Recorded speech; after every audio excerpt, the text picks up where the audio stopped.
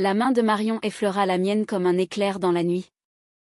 Un contact si fugace qu'il aurait dû s'évaporer, mais qui s'incrusta en moi comme une brûlure éternelle. Dans la pénombre de la salle d'examen, ses yeux, depuis d'obsidienne, me défiaient avec une audace que je n'avais pas anticipée chez une patiente de 20 ans. « Docteur » murmurai-je d'une voix que je ne reconnus pas. « Ce n'est pas une consultation ordinaire. Je m'appelle Aurélie Laurent. Et j'ai fui Paris il y a 3 ans pour les rivages battus par les vents de Tarifa. Cette pointe extrême de l'Andalousie où l'Afrique semble murmurer aux vagues espagnoles. À 35 ans, j'étais une cardiologue respectée. Mais un scandale, une liaison torride avec une collègue mariée avait réduit ma carrière en cendres. L'ordre des médecins avait été clément, une mise en disponibilité. Pas de radiation. Mais les murmures dans les couloirs de l'hôpital Necker m'avaient chassé vers cet exil volontaire. Tarifa. Avec ses kitesurfers virevoltant comme des oiseaux de proie et ses vents si forts qu'ils arrachent les secrets des âmes, me semblait l'endroit idéal pour me reconstruire.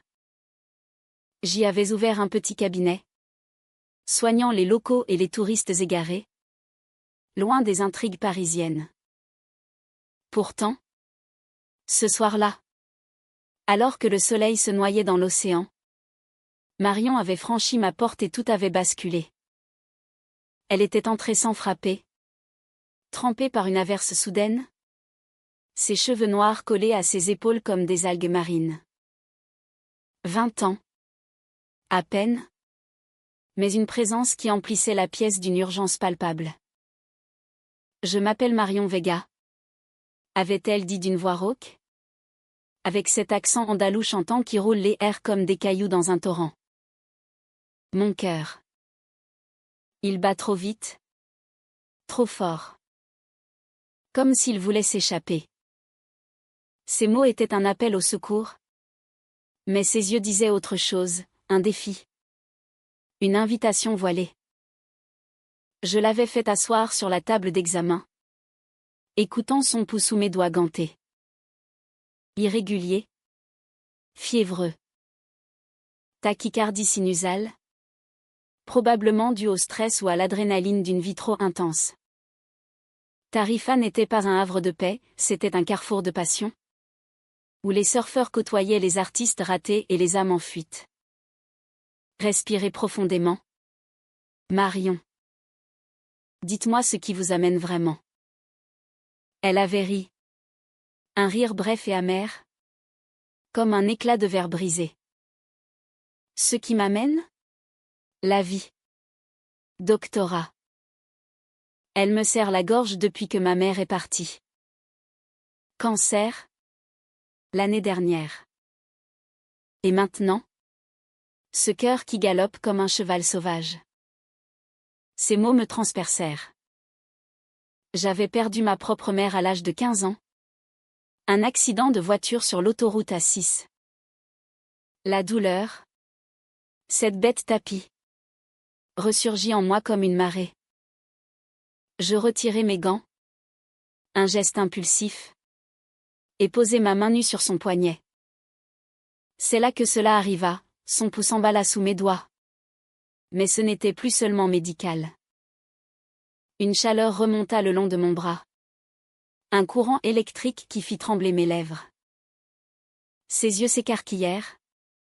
Et pendant un instant, le monde se réduisit à ce point de contact peau contre peau. Battement contre battement. Je reculai. Comme brûlé.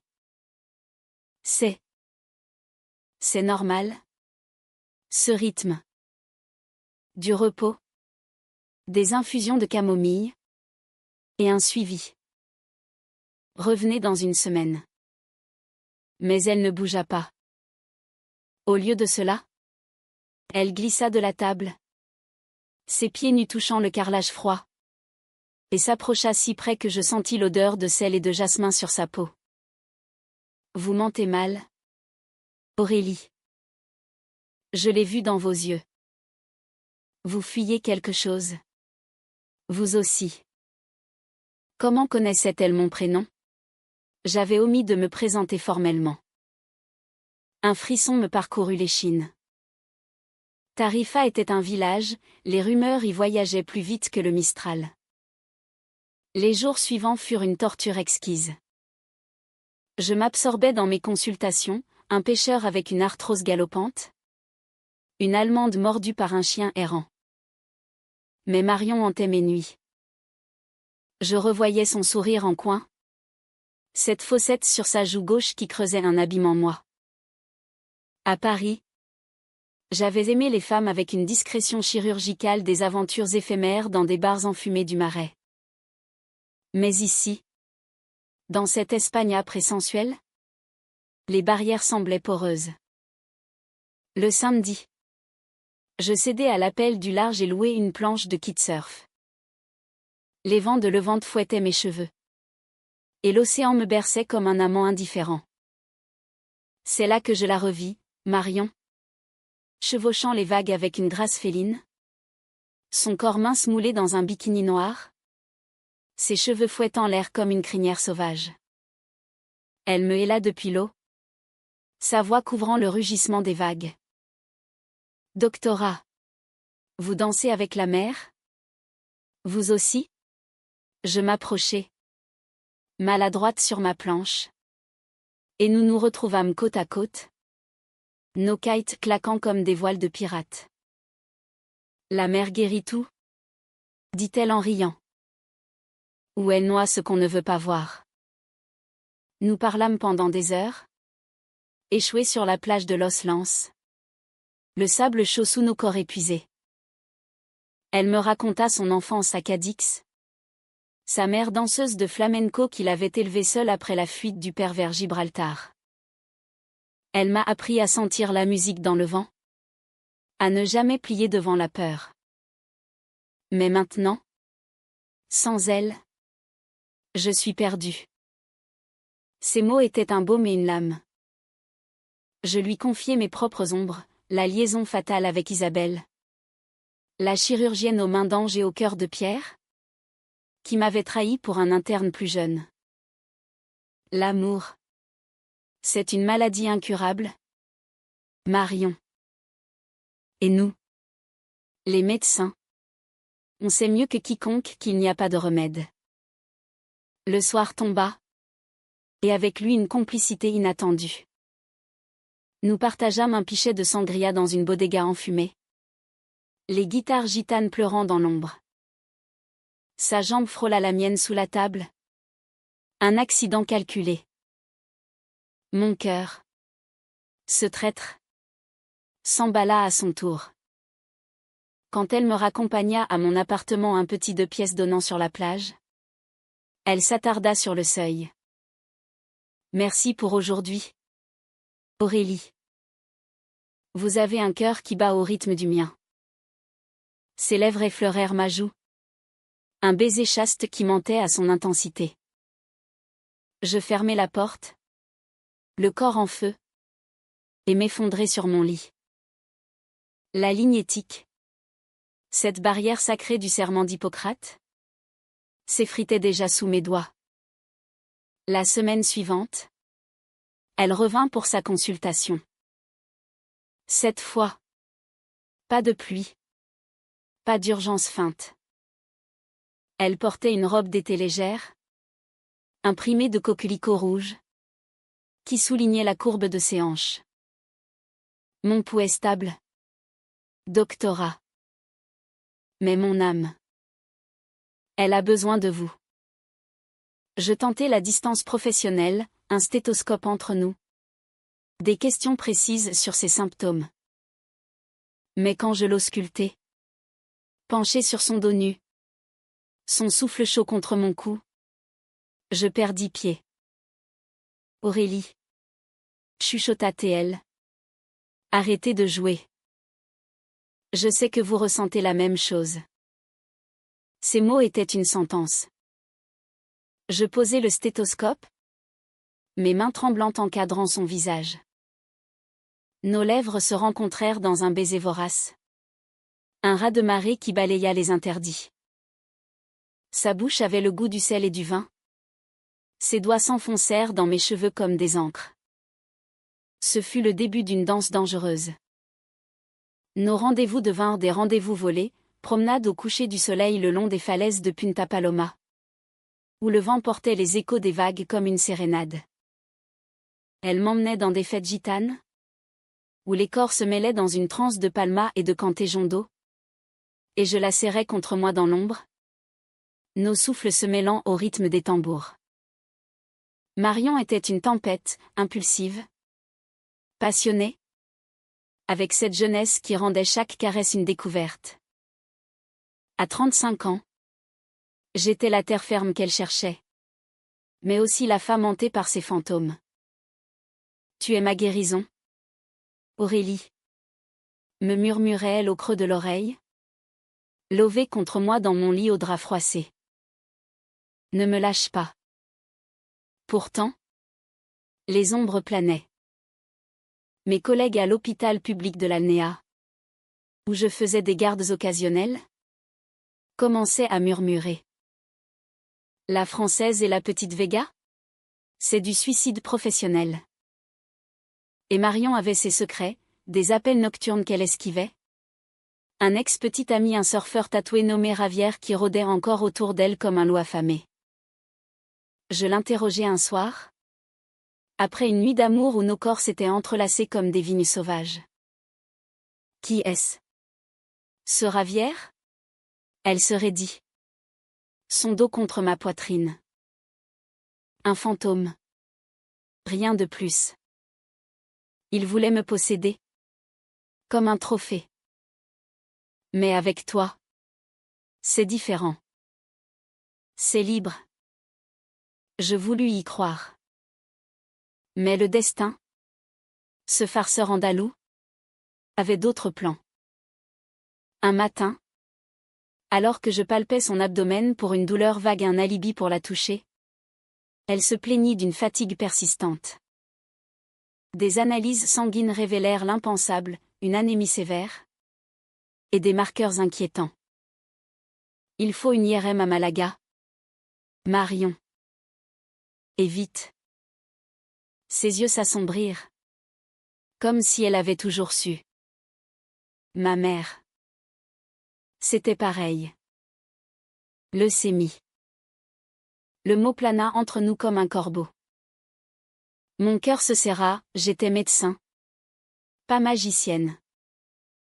Mais pour la première fois, je priais à la Vierge de la Palma, patronne des âmes perdues. Les semaines suivantes furent un tourbillon. Je l'accompagnai à Malaga, tenant sa main dans la salle d'attente aseptisée, nos doigts entrelacés comme un serment silencieux. Les résultats confirmèrent le pire, une leucémie lymphoïde aiguë. Stade précoce, mais agressive. Pronostic réservé, mais avec chimiothérapie. Les mots du oncologue résonnaient en écho à mes propres peurs. Marion. Cette flamme vive se recroquevilla sur elle-même. Je ne veux pas de pitié, Aurélie. Et surtout pas de toi. Tu es ma doctoresse. Souviens-toi. La barrière se dressa à nouveau. Plus haute. Plus impitoyable. Pourtant, l'amour ne connaît pas les protocoles. Je devins son ombre, visite à l'hôpital. Plateau repas volé dans les couloirs. Nuit passée à veiller son sommeil fiévreux. Elle me repoussait. Puis cédait. Ses lèvres cherchant les miennes dans l'obscurité des chambres stériles.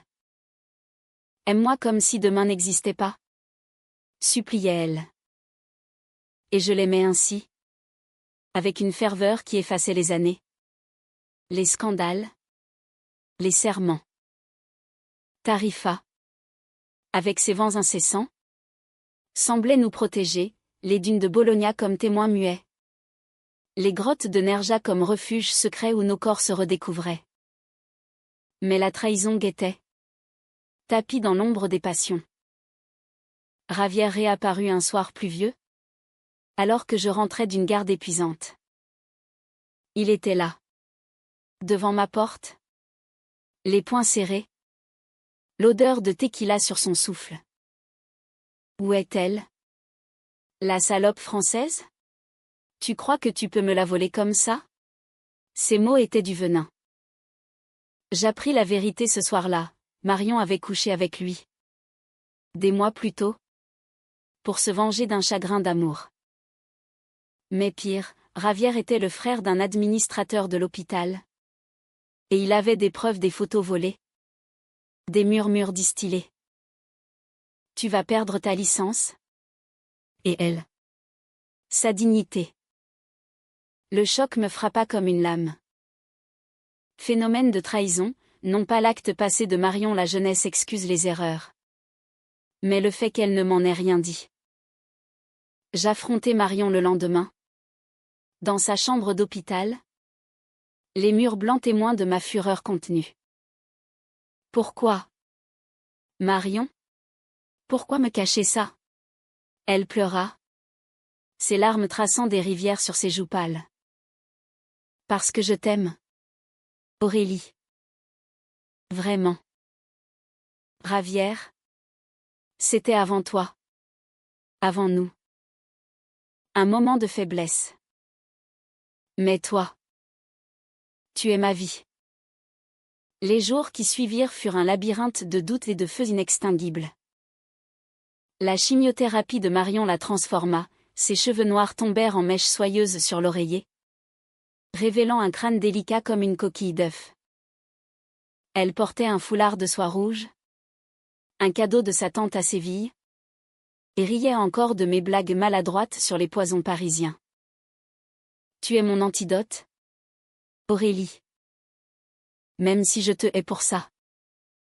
Haine et amour. Ces jumeaux siamois de l'âme espagnole dansaient entre nous comme une bulle enflammée. Je tentais de me recentrer sur mon cabinet. Les patients affluaient, une famille de gitans avec un enfant fiévreux. Un Allemand stoïque souffrant de coups de chaleur. Mais chaque stéthoscope posé sur une poitrine me rappelait la sienne. Chaque prescription d'analgésique évoquait ses grimaces sous les piqûres. Et Javier. Son ombre planait, menaçante. Il m'envoya un message anonyme, une photo floue de Marion et moi. Enlacés sur la plage. Avec une légende, l'ordre saura. La panique me submergea. À Paris. J'avais juré de ne plus franchir la ligne, ici. Je l'avais incendiée. Pourtant, je ne pouvais pas l'abandonner. Les week-ends, je l'emmenais en escapade, loin des néons hospitaliers. Une fois, nous roulâmes jusqu'à Ronda, cette ville suspendue au-dessus d'un gouffre, où le Tajo coupe la terre comme une blessure ouverte. Nous marchâmes le long du pont arabe. Ses mains gantées serrant les miennes contre le vide. Regarde. Aurélie. Dit-elle en pointant l'horizon. La vie est comme ça, un fil tendu au-dessus du néant. Mais avec toi. Je n'ai pas peur de tomber. Nous nous embrassâmes là. Sous le regard indifférent des vautours. Un baiser qui goûtait la liberté et la mortalité. La nuit. Dans les motels anonymes. Nos corps se cherchaient avec une urgence nouvelle. Elle était fragile. Son corps marqué par les veines bleues des perfusions. Mais sa passion intacte. Touche-moi comme si c'était la dernière fois. Murmurait-elle. Et je obéissais. Mes lèvres traçant des cartes sur sa peau pâle. Redécouvrant les constellations de ses grains de beauté. L'amour. Dans sa forme la plus pure. Est un acte de rébellion contre la maladie. Contre les tabous. Nous étions deux femmes. Liées par un fil invisible. Défiant le monde, l'éthique médicale. Les conventions sociales. La mort elle-même. Mais le conflit s'intensifia. L'hôpital de l'Alnéa lança une enquête discrète après des rumeurs persistantes. Mon supérieur. Un andalou bourru nommé docteur. Ramirez me convoqua. Aurélie. On parle de toi et de la petite Vega. C'est vrai? Je niai. La gorge nouée. Mais mes yeux me trahirent. Écoute. Fille. Dit-il en allumant un cigare malgré l'interdiction. Ici. En Espagne. On pardonne beaucoup. Mais l'ordre français. Ils sont comme des curés, impitoyables. Par avant que ça empire. Ces mots étaient une sentence de grâce. Je rentrai chez moi. Le cœur lourd. Et trouvai Marion assise sur mon canapé. Un sac à dos à ses pieds. Je pars. Aurélie. Pour Séville. Chez ma tante. La chimio est trop dure ici, je veux changer d'air. Ses yeux brillaient de larmes contenues. C'était un mensonge. Je le sentis. Et nous, demandai-je. La voix brisée. Elle s'approcha. Ses doigts effleurant ma joue. Nous. C'est éternel. Mais je ne veux pas te détruire. Ravière. Il a parlé. À tout le monde. La trahison de Ravière n'était pas seulement personnelle, c'était une vendetta collective. Un poison distillé dans les veines de la communauté. Tarifa. Ce village solidaire. Se muait en tribunal. Je la retins cette nuit-là. Nos corps fusionnant dans une étreinte désespérée. Ses gémissements étaient des prières. Mes caresses des exorcismes. Au matin. Elle partit. Laissant un mot sur la table, mon cœur bat pour toi. Même quand il s'arrête. Rejoins-moi quand tu pourras. Les jours devinrent un vide hurlant. Mon cabinet se vida, les patients, autrefois bienveillants, évitaient mon regard. Les appels de Paris affluaient, l'ordre enquêtait sur une plainte anonyme. Ravière, ce serpent, avait tout orchestré. Je décidai de me battre. Je contactai un avocat à Cadix, une femme lesbienne agressive nommée Sophia, qui avait défendu des cas similaires. Prouver que c'était consenti. Hors cadre médical. Et surtout, montrer que l'amour n'est pas un crime. Mais les preuves manquaient, nos moments étaient des secrets volés au vent. Pendant ce temps, les nouvelles de Marion étaient sporadiques, textos laconiques depuis Séville. Photos floues d'elle en rémission partielle. Son sourire fané mais tenace. Je t'attends. Mis à mort. Ne lâche pas. Le climax survint un soir d'octobre. Quand les vents de Levant hurlèrent comme des banchers. J'étais seule dans mon appartement. Un verre de manzanilla à la main. Quand on frappa violemment à la porte. Ravière. Ivre et furieux. Brandissant une lettre de l'ordre, suspension immédiate. Tu vois. Française? T'es fini. Marion est à moi, elle l'a toujours été. Ces mots étaient du fiel. Dans un éclair de rage, je le repoussai. Il trébucha. Son crâne heurtant le coin de la table. Pas de sang, juste une bosse. Un grognement de douleur. Mais il se releva. Les yeux fous. Et me gifla. La joue en feu. Je saisis le téléphone. Appelant la policia.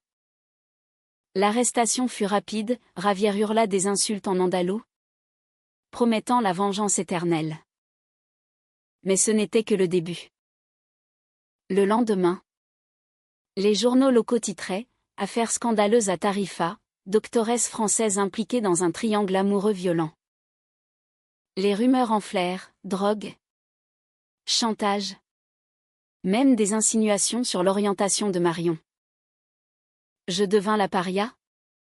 Le cabinet fermé par ordre administratif. Seule Sophia me soutint. Fouillant les dossiers pour discréditer Ravière, un casier pour violence domestique. Des dettes de jeu.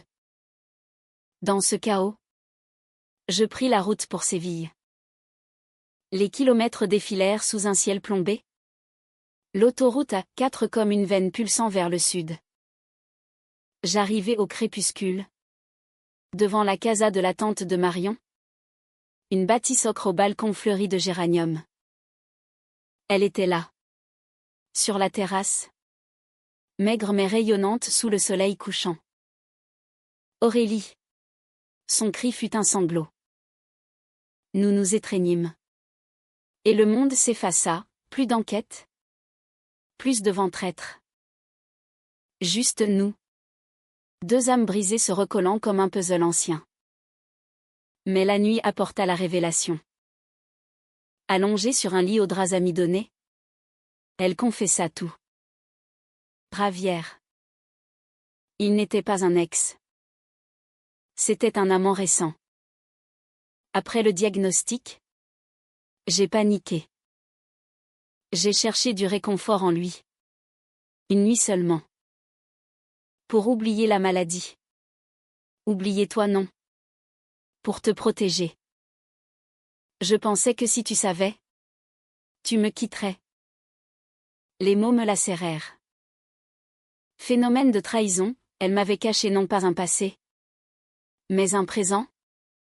Un faux pas qui avait tout précipité. Comment as-tu pu, murmurai-je, les larmes coulant. Parce que j'ai 20 ans. Aurélie.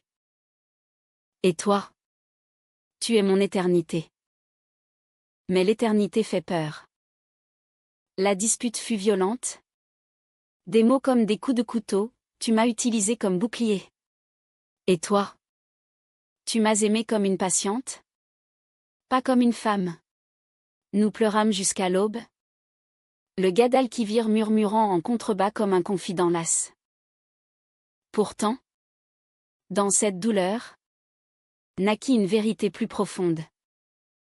L'amour n'est pas linéaire, il est un fleuve andalou. Sinueux et boueux.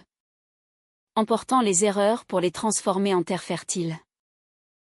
Sofia appela le lendemain, l'enquête s'effondrait.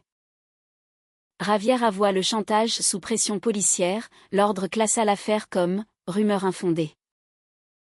Mais pour moi, la vraie bataille était intérieure.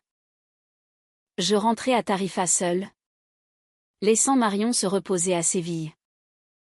Les dunes me semblèrent plus vastes, le vent plus sage. Je repris mon cabinet, soignant avec une humilité nouvelle, reconnaissant que guérir les autres commence par guérir soi. L'hiver s'abattit sur l'Andalousie comme un manteau de soie grise, tempérant les ardeurs de l'été sans les éteindre.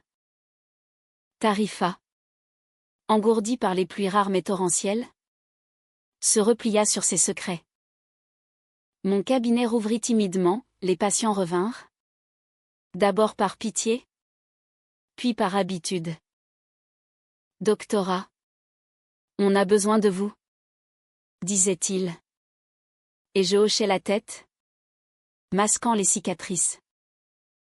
Mais intérieurement, j'étais un champ de bataille, l'amour pour Marion.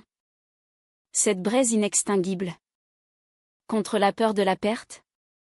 Cette ombre vorace. Nous communiquions par lettres un rituel ancien, inspiré des amours interdites de Madame de Lafayette que j'avais lues à la Sorbonne. Ces mots, tracés d'une encre tremblante, étaient des poèmes, Aurélie. Ma bien-aimée. Le Guadalquivir coule en moi comme ton sang. Reviens-moi entière? Ou ne reviens pas du tout? Les miennes, plus mesurées, portaient l'empreinte française, rationalité voilée de passion. Marion. L'exil est un maître cruel, mais il forge les âmes. Attends-moi, je viendrai quand les vents tourneront.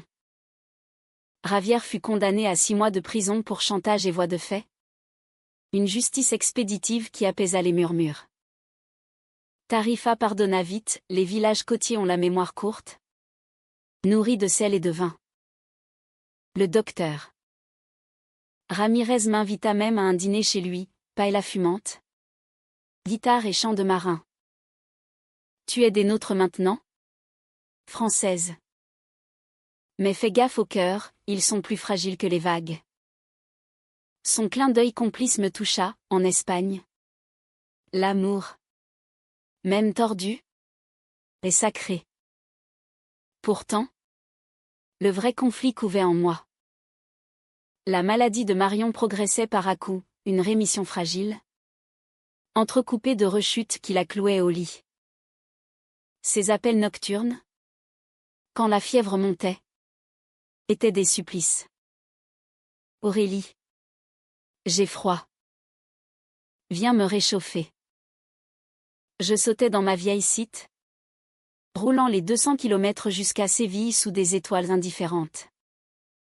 Là, dans la chambre aux volets clos, je la serrais contre moi, écoutant son cœur se traître battre un rythme erratique.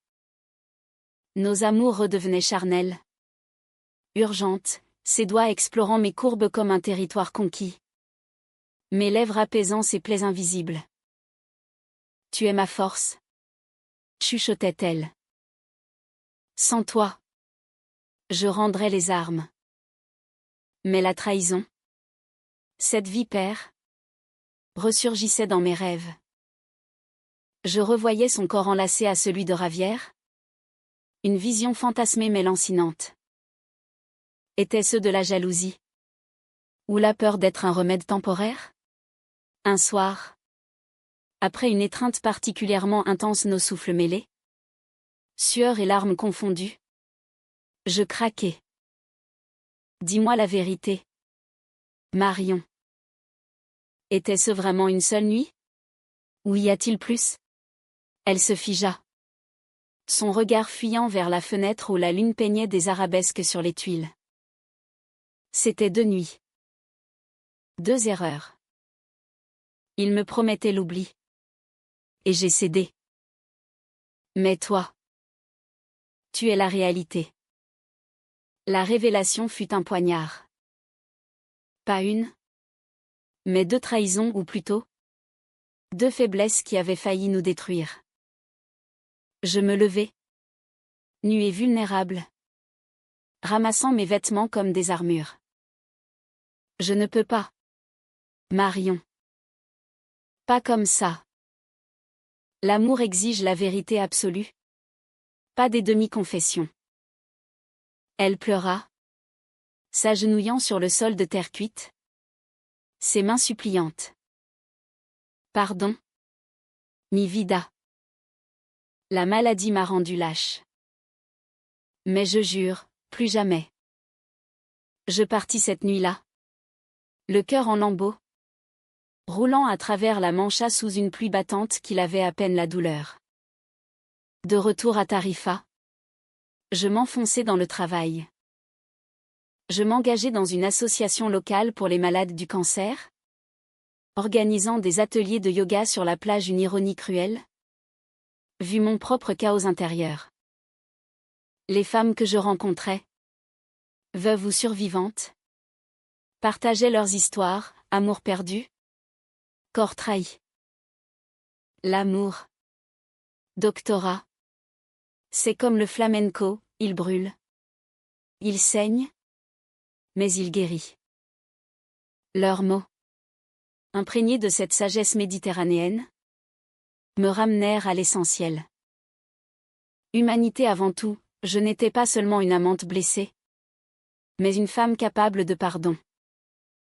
Le printemps arriva, fleuri et impitoyable. Les amandiers de la Sierra Nevada s'éveillèrent en un nuage rose. Et avec eux, un appel de Marion, viens à Grenade. J'ai une surprise. Hésitante. Je cédai. Grenade, cette ville de palais et de jardins suspendus, était le berceau du romantisme mort. Elle m'attendait à l'Alhambra, adossée à un mur de mosaïques azuléjo, son foulard rouge flottant comme une bannière. Elle avait repris du poids. Ses joues rosies par le soleil, Et dans ses yeux, une lueur nouvelle, pas de la peur, mais de la détermination. Regarde, dit-elle en me tendant une enveloppe. Dedans, des résultats, rémission complète. La chimio avait vaincu, les cellules rebelles s'étaient rendues. Et ce n'est pas tout. J'ai écrit une lettre à l'ordre. Tout. Ma maladie. Notre amour. La trahison de Ravière. Pour que tu sois libre. Ces mots me désarmèrent. Elle avait pris le risque, exposant nos âmes au jugement, pour me libérer de l'ombre du secret. Nous marchâmes dans les jardins du Généralif, l'air embaumé de jasmin et d'oranger, nos mains liées sans gants, sans barrière. Ce soir-là, dans une posada nichée dans El Albessin, nous nous aimâmes avec une tendresse neuve. Pas d'urgence, mais une lente exploration, mes doigts traçant les cicatrices de ses veines, ses lèvres murmurant des promesses en castillan et en français. Je t'aime, Aurélie. Pas comme une patiente, mais comme une égale. Le pardon fleurit en moi comme ces jardins morts, irrigués par les larmes, nourris par le temps. Pourtant, le drame n'était pas achevé. À notre retour, une lettre de Paris, l'ordre exigeait une audience. Relation inappropriée avec une patiente vulnérable. Le mot « vulnérable » me révulsa, Marion n'était pas une victime, mais une guerrière. Sophia se mobilisa, témoignage de patient. Rapports médicaux prouvant la fin de la relation thérapeutique avant l'intimité. L'audience, à Madrid, fut un théâtre kafkaïen, juge en toge. Questions incisives sur l'éthique. Docteur Laurent, comment justifiez-vous ce débordement? Je répondis. La voix ferme, l'amour n'est pas un débordement. Messieurs, c'est une force vitale, comme l'air que nous respirons.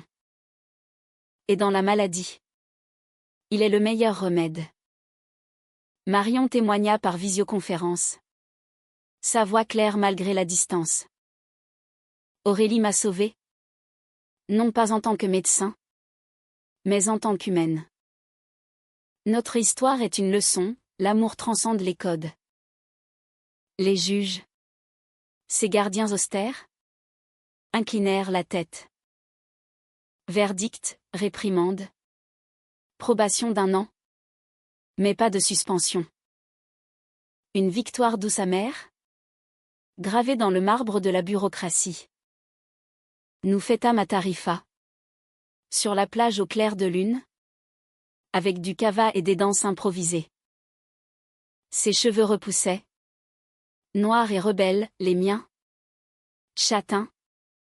Dansaient au vent. À nous, dit-elle en levant son verre. À l'inattendu. L'été revint. Torride et généreux. Enveloppant Tarifa d'un voile de chaleur qui faisait mirage à l'horizon. Notre amour, passé par le creuset du feu, en émergea purifié, comme l'or des alchimistes morts. Marion, guérie et rayonnante, reprit ses études à l'université de Cadix Art et Littérature, un rêve longtemps reporté. Elle peignait des toiles inspirées de nos falaises, vagues turquoise heurtant des corps enlacés. Symbole de notre union tumultueuse. Tu es ma muse, Aurélie, disait-elle en trempant son pinceau dans le carmin. Et moi, ta tempête. Je repris mes gardes à l'hôpital, avec une sensibilité accrue. Le docteur Ramirez me confia des cas complexes, cœur brisé par le deuil, âmes écorchées par la solitude. Tu as changé. Française. Plus de cœur.